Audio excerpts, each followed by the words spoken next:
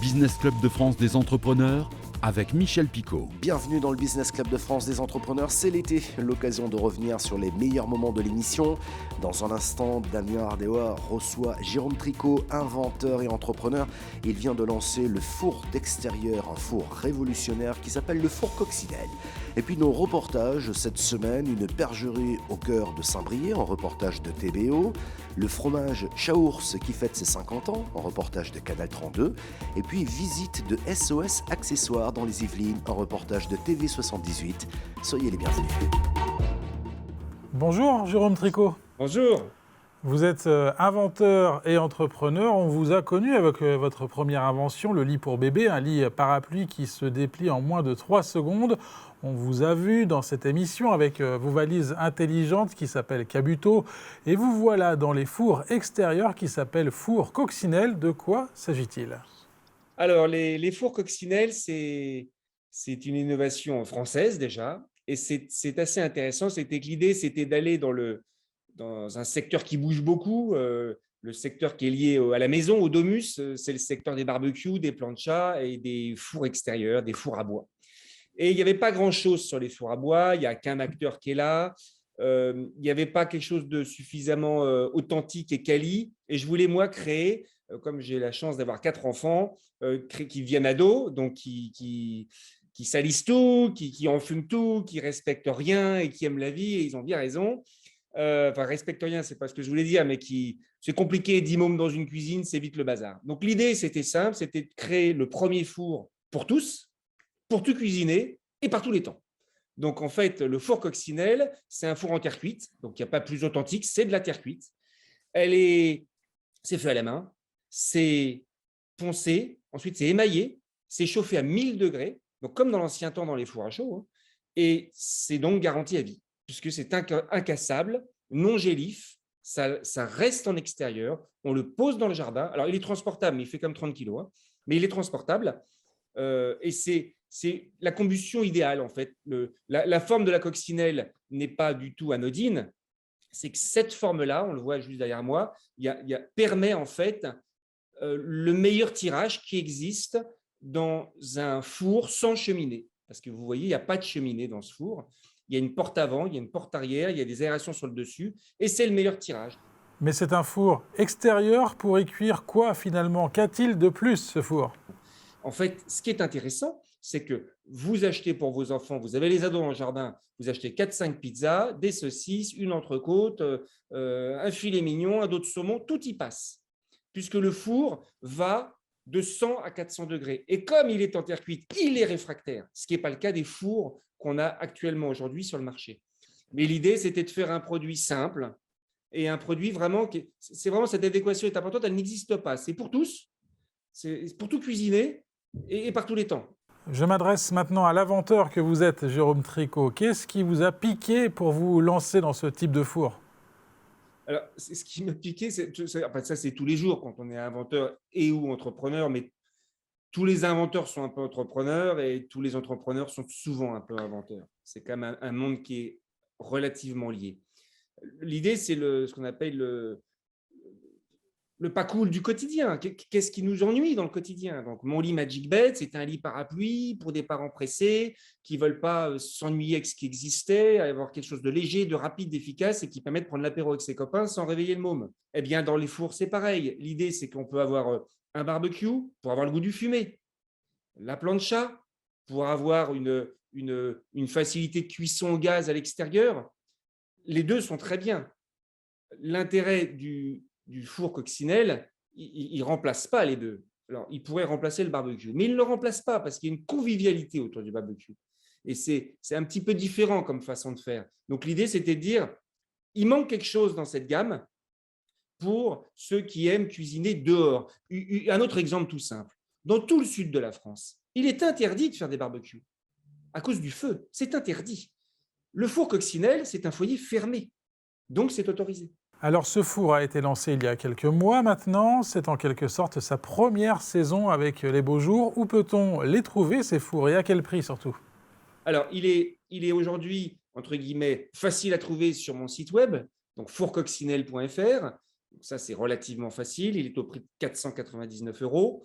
et on le trouve dans certains magasins. On a fait un salon à Marseille qui était le salon du jardin, et on le trouve dans certains gammes verts, certains Tridom, certains Monsieur Bricolage et certains spécialistes du barbecue comme Barbecue & Co à côté de Paris à Feucherolles.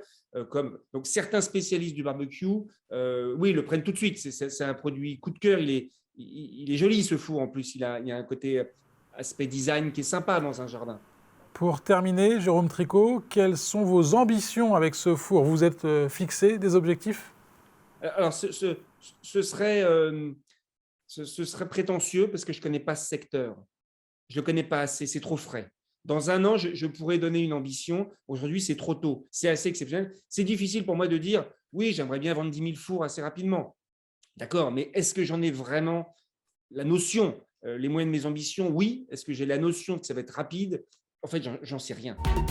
Dans Éco-Région, cette semaine, direction Saint-Brieuc, où un couple a créé une bergerie en pleine ville. Et pour impliquer les habitants, elle est associative. Une quinzaine de bénévoles se relaient pour s'occuper d'une trentaine de brebis. Ils ont besoin d'en acquérir 50 supplémentaires. Alors ils ont lancé un financement participatif. Un reportage de Mathilde Kemener de TBO. Petite mascotte de Sortez Mouton. C'est un plaisir de pouvoir les caresser, vraiment qu'ils soient plus proches de l'homme, quoi. Alors moi je suis Aline Colleux, je suis bénévole à l'association Sortez Mouton, qui est une bergerie associative urbaine à vocation sociale implantée dans Saint-Brieuc. Et donc c'est une association qui est gérée par des bénévoles, dont un berger professionnel. Et la bergerie est ouverte à tous en fait. L'idée c'est de présenter l'élevage, l'agriculture sous un mode différent aux habitants de la ville et de faire un peu d'élevage aussi, et pour en faire de la viande bien sûr, mais pour travailler sur la génétique de la race Belle-Île parce que c'est très peu connu et très peu mis en valeur encore. Après, c'est aussi pour faire un peu d'éco-pâturage à côté. Donc tu défais la botte de foin et tu les cales bien dans le râtelier. Il y a vraiment une demande des gens d'avoir des projets comme celui-ci en fait. Moi je travaille plus dans le social comme encadrant technique sur les chantiers d'insertion et j'ai toujours voulu allier un peu l'agriculture avec l'accueil social parce que je trouvais que c'était un support qui apportait beaucoup aux gens. En fait, ça commence à se faire dans les grandes villes, à Paris, à Lyon, à Marseille aussi, il y a un gros projet. On a beaucoup de retours positifs, de gens qui nous remercient d'être là et de faire un projet comme ça et d'y participer. Donc on est contents et les gens aussi. On fait actuellement une campagne de financement participatif. On a besoin de presque 8 000 € pour acheter d'autres brebis. Vu qu'on commence de rien en tant qu'association, on a besoin de trouver des fonds pour acheter ces brebis. C'est aussi remettre de la solidarité et puis de l'entraide, même en ville, quoi. Ambassadeur de la région, le fromage de Chaours est bien connu au-delà du département de l'Aube. L'appellation a fêté ses 50 ans il y a 1 an et demi, mais la crise sanitaire a empêché de célébrer dignement cet événement. Le syndicat de défense du fromage de Chaours s'est donc réuni pour fêter ce fromage d'exception. Didier Lincé, président du syndicat chez nos confrères de Canal 32. Nous exportons dans différents pays, au-delà de l'Europe, même jusqu'aux États-Unis, du Chaours. Et puis économiquement, c'est quand même plus de 300 emplois directs, l'appellation Chaours, avec 56 points de collecte producteurs de lait. Les évolutions techniques, économiques de l'industrie fromagère et de la fromagerie en général et de nos entreprises ont fait que les entreprises se sont regroupées, se sont concentrées, ont grossi. Et aujourd'hui, s'il reste encore ces fromageries en activité dans l'Aube et dans Lyon, c'est en grande partie grâce au Chaours. Implantée à Elancourt dans les Yvelines, l'entreprise SOS Accessoires est spécialisée dans la vente en ligne de pièces détachées destinées à l'électroménager. Elle accompagne aussi ses clients pour leur permettre de réparer eux-mêmes leurs appareils. En 2021, pour sa 3e levée de fonds, elle a récolté 10 millions d'euros. Ses résultats sont exceptionnels aujourd'hui. Découverte des coulisses de cette société, un reportage de TV78. Et nous sommes dans l'entrepôt de SOS Accessoires avec son fondateur Olivier de Montlivaud. Bonjour. Bonjour.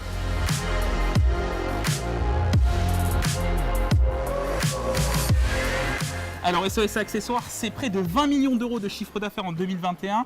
C'est environ 5000 commandes de produits, de pièces détachées par jour, c'est ça? Oui, chaque jour nous livrons près de 5000 commandes de pièces détachées électroménager à destination des consommateurs, des particuliers, pour leur permettre justement de réparer leur lave-linge, leur four, leur frigo, leur micro-ondes, leur aspirateur. C'est une société que j'ai fondée donc, il y a 13 ans maintenant, après avoir travaillé une dizaine d'années chez Darty, chez le leader de l'électroménager en France. Et je bossais là-bas dans la centrale d'achat accessoires et pièces détachées. C'est clairement là-bas que j'ai identifié un besoin suffisamment satisfait pour tous les consommateurs, dans toutes les enseignes d'ailleurs, arriver à trouver une pièce détachée ou un accessoire pour entretenir ou réparer son appareil électroménager. Et à l'époque, je me suis dit, ce ne sont que des produits de besoin, ce ne sont que des produits de contrainte. Il y a peu de plaisir à aller chercher en magasin. Donc le canal Internet serait un canal fantastique pour distribuer et répondre à ces besoins consommateurs. Donc c'est partant de cette expérience que j'ai décidé de franchir le pas de l'entrepreneuriat et que j'ai lancé SOS Accessoires. Et puis là, on le voit, hein, l'entrepôt est énorme. C'est combien de mètres carrés ici? Donc là, nous sommes à 2500 mètres carrés. Mais vous voyez, on est dans un espace qui est de plus en plus contraint et nous allons déménager dans quelques mois dans un site près de 4 fois plus grand au printemps prochain. À 71 ans, Nicole Kling continue de sillonner les routes de la région Grand Est pour repeindre l'intérieur des églises. Un métier rare, Ghislain Schumacher de Moselle TV est allé à sa rencontre.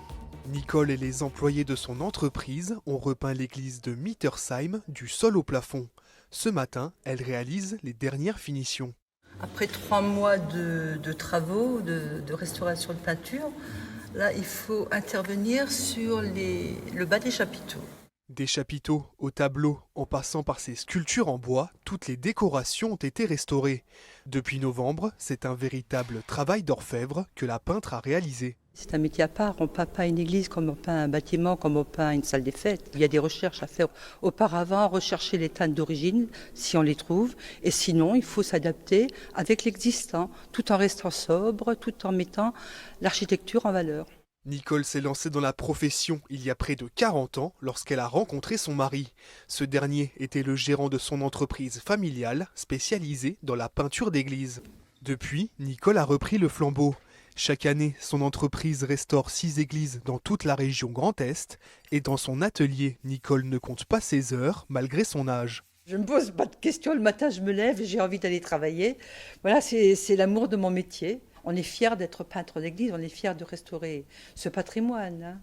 Et son travail lui a valu de nombreuses récompenses. On m'a décerné la Légion d'honneur en 2011. C'est la sous-préfète qui avait fait la demande. À quelques mètres, sa fille s'attelle à la restauration d'un tableau du XVIIe siècle. Vous pouvez retrouver cette émission en replay vidéo sur le site de votre télévision locale ou sur celui de l'émission. Nous sommes également disponibles en podcast audio. Merci de votre fidélité et à la semaine prochaine.